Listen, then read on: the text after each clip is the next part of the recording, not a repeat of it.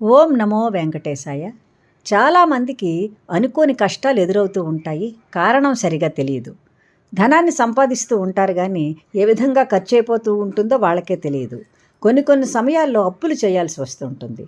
కొంతమంది అమ్మాయిలకి అబ్బాయిలకి వివాహం దగ్గరికి వచ్చి కూడా ఆగిపోతూ ఉంటుంది. మంచి సంబంధాలు రావు.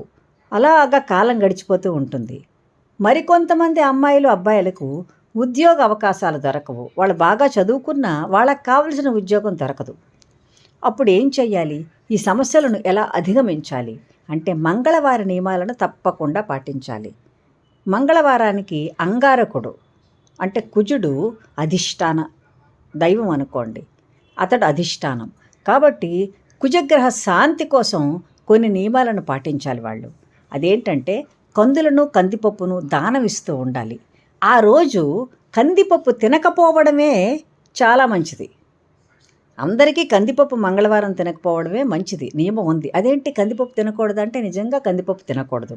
ముఖ్యంగా అప్పుల బారిన పడిన వాళ్ళు, బాగా అప్పులు చేసిన వాళ్ళు, ధనం చేతిలో నిలబడిన వాళ్ళు ఆ మంగళవారం నాడు కందిపప్పు తినకపోవడమే శ్రేయస్కరమైన విషయం. ఒక్కరోజు మానేస్తే తప్పేం లేదు కదా. అంతేకాకుండా ఏం చేయాలంటే మంగళవారం తప్పనిసరిగా ఉదయం స్నానాధికాలు ముగించుకొని ఇంట్లో పూజ చేసుకున్న తర్వాత ఆంజనేయ స్వామి గుడికి వెళ్ళడం లేదా సుబ్రహ్మణ్య స్వామి గుడికి వెళ్ళడం, అమ్మవారి గుడికి వెళ్ళడం చేస్తూ ఉండాలి. ఆంజనేయ స్వామికి నిమ్మకాయలను సమర్పించాలి, తములపాకులను సమర్పించాలి, గంగ సింధూరంతో పూజ చేయించాలి. అంతేకాకుండా అవకాశం ఉంటే వడమాలను కూడా సమర్పిస్తే ఈ కష్టాలను తప్పకుండా దాటగలుగుతారు. తర్వాత సుబ్రహ్మణ్య స్వామికి వివాహం కానివారు, ఉద్యోగాలు దొరకని వాళ్ళు ఏం చేయాలంటే పాలాభిషేకం చేయించి పూజ చేయించాలి.